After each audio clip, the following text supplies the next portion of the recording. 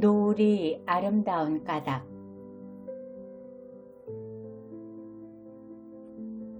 가을이 산에서 내려오고 있다. 대청봉이나 내장산처럼 자지러지는 단풍은 아니지만 산정에만 드문드문 보이던 황갈색이 어느 틈에 중턱까지 퍼졌다. 봄은 길을 쓰고 올라가더니 가을은 이렇게 신속하게 내려오고 있다. 왜 그렇게 빨리 내려오는지 내리막길 조심하라고 주의를 주고 싶다. 산은 올라갈 때보다 내려올 때 더 조심해야 된다는 걸 늙어가면서 알겠다. 조금만 딴 생각을 해도 발을 헛디디게 된다. 그럴 때마다 어머니 생각이 난다. 어려서 넘어지길 잘해서 어머니한테 걸을 때는 걷는 것만 생각하라는 주의를 여러 번 들었다. 넘어지는 것 말고도 어릴 적의 내 실수는 거의가 다 딴 생각을 하다가 저지른 거였다. 등산로 초입에 커다란 사시나무가 서 있다.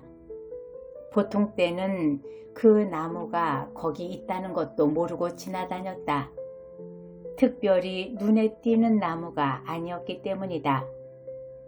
그 나무가 눈에 띈 것은 그 애처로운 떨림 때문이었다. 청명한 아침이었고 기분 좋을 정도의 산들바람이 불고 있었다. 나무들의 이파리를 흔들 정도의 미풍은 아니었는데 사시나무 혼자서 온몸으로 떨고 있었다. 나무들은 잎이나 열매, 크기, 줄기 등으로 자기가 무슨 나무라는 걸 알린다. 소나무나 아카시아처럼 한눈에 알 수 있는 나무도 있지만 자세히 살펴봐야 구별할 수 있는 나무도 있고 이름을 모르는 나무가 더 많다. 어떻게 바람에 반응하느냐로 존재를 알리는 나무도 있다는 걸 그때 처음 알았다. 이건 나부끼는 것도 흔들리는 것도 아닌 떨림 그 자체였다. 신경이 떠는 것처럼 민감한 전 존재가 공구하는 것처럼 깊고 걷잡을 수 없는 떨림. 나는 그때 문득 왜 그렇게 사시나무처럼 떠냐 하는 어머니의 음성이 생각났다. 어려서 시골집에 살 때 겨울에는 부엌에서 목욕을 했다. 어머니는 자주 씻기는 편이었지만 기껏해야 한 달에 한 번 정도가 아니었을까? 가마솥에 데운 물을 나무로 깎아 만든 큰 함지바퀴에 붓고 그 안에 들어앉아 때를 불렸다. 그러고 나면 어머니가 일으켜 세우고 거친 배수건으로 박박 문지르면서 물을 끼얹었다. 함지박의 물이 미지근해지면서 떨림이 시작된다. 내 힘으로는 도저히 멈출 수 없는 떨림은 내 알몸을 함지박 바깥으로 번쩍 드러내 부엌 바닥에 세워놨을 때 절정에 달한다. 아래 윗니가 딱딱 부딪히게 떨렸다. 그런 날을 어머니는 사시나무 떨듯 한다고 했다. 배수건으로 물기를 다 닦아내도 떨림이 멈추지 않으면 어머니는 나를 당신의 팔로 꽉 조이듯이 껴안았다. 따뜻한 포옹이 아니라 기둥처럼 완강한 제동이었다. 어머니는 살간 분이 아니었는데도 나이 들어가면서 더 자주 어머니 생각이 나곤 한다. 내 안에는 아직도 내 힘으로는 다스려지지 않는 떨림이 남아있다. 살면 얼마나 더 살겠다고 모진 세상 미지의 운명 앞에 이리도 알몸인 듯 시린가. 가을이 빠른 속도로 산을 내려오고 있는 걸 아는지 모르는지 지금 한창 만개한 철 모르는 꽃이 있다. 아니, 철을 모르는 게 아니라 가장 철에 민감한 꽃. 찬바람이 나야만 피는 꽃이란 어떤 꽃이겠는가. 두말할 것도 없이 코스모스다. 아치울 마을 동구 밖은 43번 국도이고 국도를 건너면 한강 둔치로 내려가게 되어 있다. 몇 년 전만 해도 그곳은 버려진 땅이었다. 둔치 중에도 좀 지대가 높은 데는 비닐하우스가 있지만 강을 낀 10만 평도 넓을 것 같은 저지대는 늪 같기도 하고 우범지대 같기도 하고 쓰레기를 몰래 버려도 묵인해 주겠다는 약속의 땅 같기도 했다. 거기에 누군가가 아마 구리시청일 것이다. 개인이 하기엔 너무 광활한 땅이다. 꽃을 심기 시작한 것이다. 워낙 광활한 땅이라 몇백, 몇천 평씩 구획을 해서 사이로 산책로를 내고 철마다 꽃을 볼 수 있도록 유채꽃으로부터 장미, 홍초, 해바라기, 백일홍, 금자나, 코스모스까지. 유채는 금년 봄 가뭄이 심해 기대한 만큼의 꽃을 피워주지 않았다. 그 밖에 장미나 홍초도 오랫동안 계속해서 피기 때문에 도리어 주의를 끌지 못하고 해바라기가 한창일 때는 정말로 굉장했다. 어떻게 그렇게들 알고 오는지 많은 사람들이 활짝 웃으며 꽃밭에서 사진을 찍는 게 그렇게 보기 좋을 수가 없었다. 그들은 하나같이 영화배우처럼 웃었다. 아마도 해바라기라는 영화 속에 들어간 듯 착각했을 때니까. 영화 해바라기 말고는 이 땅에서 그렇게 넓은 해바라기 밭은 누구에게나 아마도 처음일 것이다. 해바라기 밭처럼 확 눈에 띄지는 않지만 백일홍이 한창일 때도 볼만했다. 키가 큰 재래종 백일홍이 어쩌면 그렇게 다양하고 은은하고 세련된 색상으로 피는지.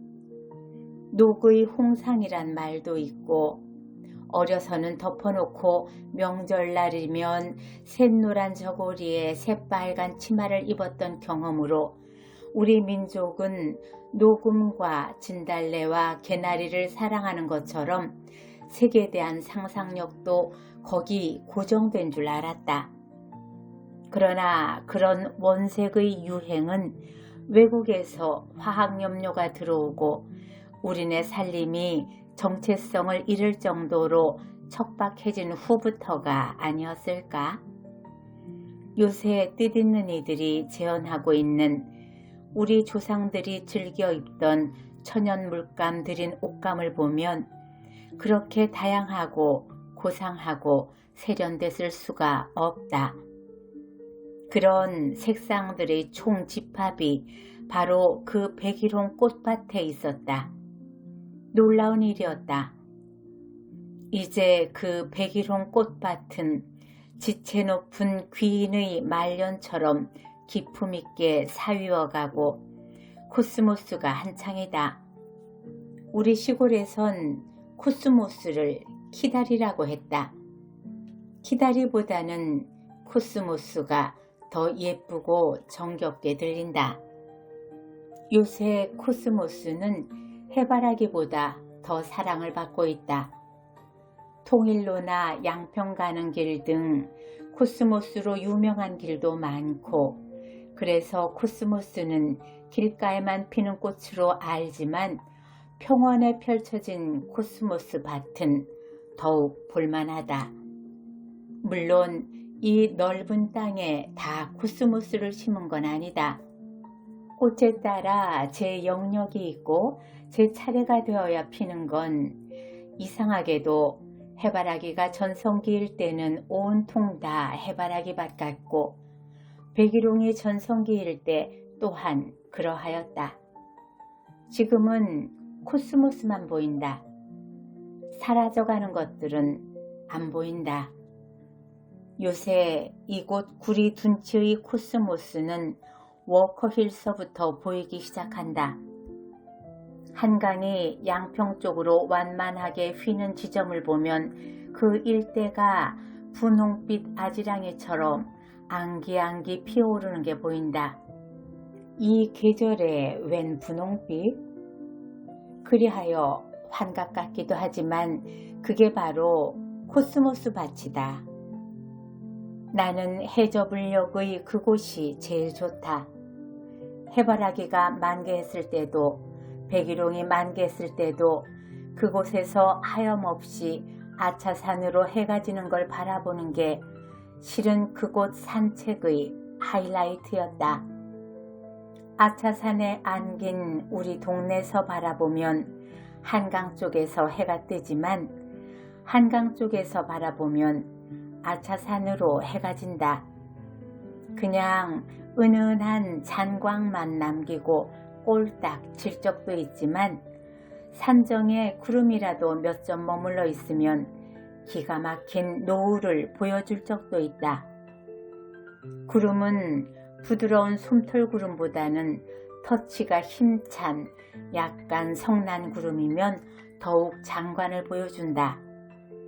노을이 너무도 핏빛으로 선열하여 영웅호걸의 낭자한 출혈처럼 비장할 적이 있는가 하면 가인의 주파처럼 요요할 적도 있다.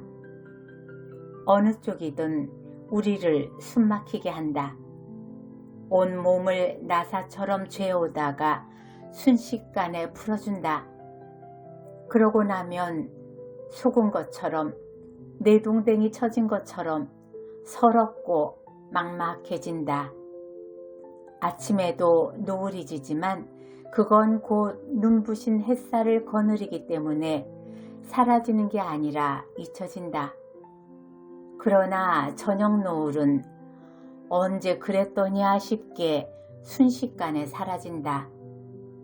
그 끝이 어둠이기에 순간의 영광이 더욱 강렬한 여운을 남긴다. 저녁 노을이 아름다운 까닭은 그 집착 없음 때문이다. 인간 사회의 덧없음과 사람이 죽을 때 어떻게 죽어야 하는지 알 것 같다. 아, 그러나 너무도 지엄한 분부, 그리하여 알아듣고 싶어하지 않는 건지도 모르겠다. 2001년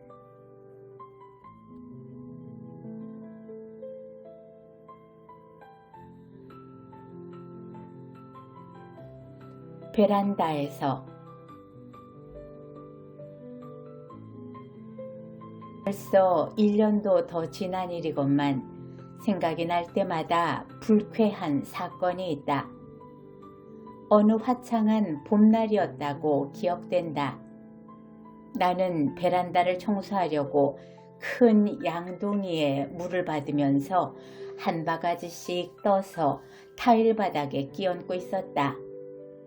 그때 둘둘 말려있던 호스가 수돗물의 압력에 못 이겨 꿈틀 풀리면서 물줄기가 양동이를 벗어나 공중으로 분수처럼 솟구쳤다. 수도꼭지를 너무 세게 틀어놓은 내 잘못이었다.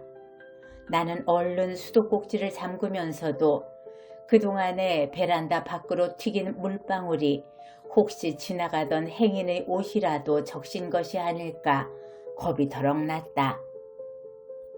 아니나 다를까 날카로운 여자의 목소리가 들렸다. 파출! 파출! 하기에 나는 처음에 그게 무슨 뜻인지 몰라 나를 부르는 소리가 아니려니 했다. 그러나 그 여자는 분명히 나를 험악하게 쳐다보고 있었다. 청바지에 방수천에 빨간 파카를 입은 그 여자는 처녀처럼 해맑고 앳되어 보였지만 100일 전후의 예쁜 아기를 안고 있었다. 나의 잘못으로 튀긴 물방울이 그 여자의 파카에 송알송알 이슬처럼 맺혀 있는 게 내 눈에도 똑똑히 보였다. 밝은 봄날에 잘 어울리는 그 여자에게 나는 웃으면서 사과의 말을 하려고 했다. 그러나 그 여자는 그 험악한 시선을 조금도 누그러뜨리지 않았고 입에선 더 지독한 소리가 나왔다. 파출! 눈은 어디다 뒀길래 일을 그따위로 해요? 아, 기분 나빠! 그러니 그 자리에서 발을 한번 꽝 구르고 가버렸다. 우리 막내딸 정도의 나이밖에 안 되는 여자였다. 허술한 옷차림으로 베란다 청소를 하는 늑수그레한 여자를 파출부로 본 그 여자를 나무랄 마음은 없다. 그러나 아무리 파출부라 해도 주의 어머니 나이는 됨직한 어른에게 파출이 뭔가. 그냥 아주머니나 할머니라고 해도 그만이고 흔한 말로 파출부 아줌마라고 해도 좋았을 것을. 내가 그 이야기를 내 친구에게 했더니 친구는 눈깔이라고 안 했으니 그 정도면 약과라고 했다. 그러나 그때 내가 충격을 받은 건 그녀의 고약한 말버릇이나 모욕감 때문만은 아니었다. 그 앳된 여자의 노동하는 사람, 가난한 사람에 대한 그 너무도 당돌한 우월감과 몰인정은 충격적이다 못해 섬뜩할 지경이었다. 그 여자가 내 딸 또래여서 그랬는지는 모르지만 내 딸이 저럴 수도 있으리라는 우리 집 가정교육에 대한 반성과 함께 우리나라의 교육 전반에 걸친 회의가 뒤따르는 것 또한 어쩔 수가 없었다. 내가 그 여자를 그 고약한 말버릇에도 불구하고 대학 이상의 고등교육을 받은 여자로 단정할 수 있었던 것은 아직 젊은 나이에 지금 내가 사는 아파트 단지 정도에 살면 시집을 괜찮게 간 축에 들 테고 요즘 세상에 시집을 괜찮게 가기 위해서는 대학 간판은 필수적이라는 지극히 통속적인 추리에 근거하고 있었다. 또 그 여자의 교만한 태도, 육체노동을 하는 가난한 사람에 대한 몸에 밴 능숙한 하대 등도 그 여자가 경제적으로 좋은 환경에서 응석바지로 자라왔으리라는 추측을 어렵지 않게 했다. 잠깐 스쳐 지나간 여자를 너무 집요하게 짓씹는 것 같지만 결코 나의 개인적인 분풀이를 위해서 이러는 건 아니다. 바로 그 여자에게서 고등교육을 받고 남편을 잘 만나 안락한 생활을 누리는 요즘 젊은 세대의 전형을 본 것처럼 느꼈기 때문이다. 이웃의 젊은 엄마들과 얘기를 해보거나 그들끼리 주고받는 이야기를 들어보면 그들의 가장 큰 고민거리는 아이들의 학교 문제라는 걸 알 수 있다. 어디로 이사가고 싶다거나 이 동네는 틀려먹었다는 희망이나 불만도 거의 학군과 관련이 있다.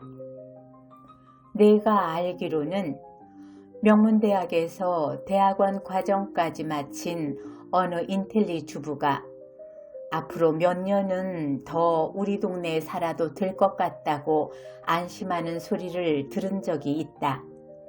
그 까닭은 전에는 형편없던 국민학교가 요샌 모든 여건이 좋아졌으니 아이들이 중학교 가기 전까지는 이 동네에 살아도 무방하다는 얘기였다.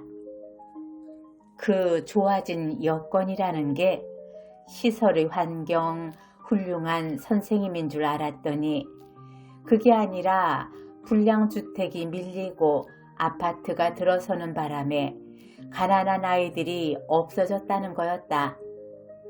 자기 자식이 가난한 아이들과 같이 공부하는 걸 나쁜 환경이라 여기고 어떻게 하든지 부자 동네로만 골라서 이사를 다녀야 한다고 생각하다니 가난이 무슨 몹쓸 전염병이라도 된단 말인가? 그러나 이런 생각이 대부분의 교양 있고 유복한 젊은 엄마들이 공통의 생각이요 가장 심각한 고민거리이다. 자기 자식이 가난한 아이들과 섞이는 걸 혐오하는 것과 파출 하는 하대와는 결코 별개의 것이 아니다. 같은 여자의 목소리고 그 목소리의 마음일 뿐이다. 좋은 가정 환경에서 학교는 대학까지 나온 여성의 의식 수준이 보편적으로 그 정도라면 그건 가정이나 대학이 함께 깊이 반성하고 고민해야 할 문제가 아닐까? 물론 대학 교육을 받았다고 해서 다 유복한 환경에 태어난 것은 아닐 것이다. 자식에게만은 어떻게 하든지 자신의 서름과 고생을 물려주지 않으려는 부모의 비원과 천신만고에 의해 대학 교육을 받았을 수도 있고 본인의 굳은 의지로 고학을 했을 수도 있으리라. 그렇더라도 이 땅에서 대학까지 나왔다는 건 소수 특별한 사람에게만 허락된 특혜라는 걸 잊어서는 안 된다. 내 실력으로 입학시험에 붙었고 내 부모가 등록금 대줬으니까 대학을 나올 수 있었다고만 생각하면 속은 편할지 모르지만 지성인다운 생각은 아니다. 특별하게 혜택을 받은 사람이 있으면 반드시 특별하게 못 받는 사람이 있게 마련이라는 생각은 얽히고 설켜 더불어 사는 인간 사회에 대한 올바른 인식의 시작이다. 부모에게뿐 아니라 이 사회에도 빚을 진 것 같은 채무의식과 갚으려는 책임감의 결여는 나의 편견인지는 몰라도 남성보다 여성 고학력자가 더 심한 것 같아. 남성처럼 졸업 후 고루 사회활동의 기회가 주어지지 않기 때문에 학력이 보다 이기적인 목적에 봉사할 수밖에 없다는 변명도 가능하긴 하다. 그러나 빚을 갚을 마음은 있는데 기회가 주어지지 않는 법이 과연 있을까? 빚을 갚을 마음만 있다면 파출부 아줌마나 내 자식의 가난한 학교 친구에게 그렇게 교만하고 몰인정할 수는 없는 일이다. 다름 아닌 바로 그런 사람들한테 빚을 지고 있을지도 모르기 때문이다. 또 사회활동의 문제만 해도 돈을 버는 취직의 문은 아직 좁을지 모르지만 보다 나은 사회를 이룩하는데 이바지할 수 있는 길은 무진장하다고도 볼 수 있다. 요는 보다 나은 사회적 조건에 대한 꿈, 즉 이상을 가졌느냐 못 가졌느냐가 먼저지 그 방법은 그 다음 생각해도 될 일이다. 이상의 결여야말로 오늘날의 여성 고학력자들이 가장 큰 허점이 아닐까? 높은 학력의 젊은 엄마들이 공통 관심사인 아이들 교육 문제만 해도 그렇다. 엄마들 개개인은 다들 바람직한 교육 환경에 대한 꿈이 있고 오늘날의 학교가 왜 이렇게 되었는지 모르겠다는 분개도 열렬하다. 그러나 실제의 그들의 행동은 더욱 학교와 아이들을 망치는 쪽으로 치닫고 있다. 그러고도 교육을 망치는 건 자기만 제외한 모든 남들이라고 생각한다. 이상이 공상이나 환상과 다른 것은 그것이 지성의 산물일 뿐 아니라 현실적인 뜻을 가지고 행동을 방향짓기 때문이다.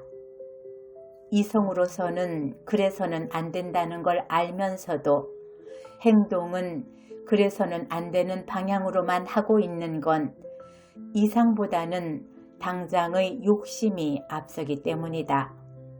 고학력 부모가 많은 학교일수록 아이들의 성적은 우세할지 모르지만 교육이 들어설 자리는 없어져 간다는 어느 국민학교 교사의 한탄은 귀담아 들을 만한 말이다. 사회 참여란 별건가? 비근한 예로 자기 지역 내의 자기 자식이 다니는 학교의 교육을 회복하는 것도 훌륭한 그리고 시급한 사회 참여다. 어째 처음부터 미운 여자 얘기만 한 것 같다. 이왕 내친 김에 미운 여자 얘기를 다 하고 끝마쳐야겠다. 꿈 대신 욕심만 있는 여자, 끝없는 물욕을 높은 이상으로 착각하고 있는 여자는 밉다. 자신의 성취욕이 온통 자식과 남편한테로 뻗친 여자도 밉다. 세살적 응석을 언제까지나 아무데서나 부리는 여자도 밉다. 특히 직장에서 자신의 무능이나 부족함을 응석으로 때우려는 여자는 자기도 모르게 같은 여자의 일자리를 막아서고 있으므로 미울 뿐 아니라 곤란하다.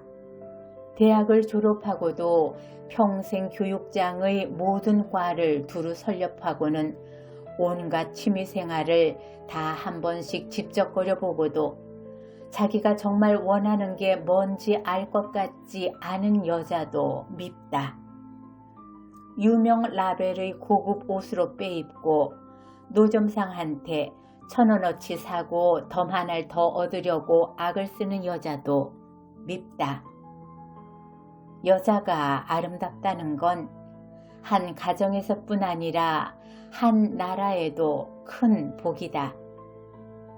가정이나 나라가 고난에 처했을 때 우리의 어머니나 어머니의 어머니, 어머니의 어머니의 어머니가 얼마나 아름답게 처신했던가는 상기해 볼 만하다.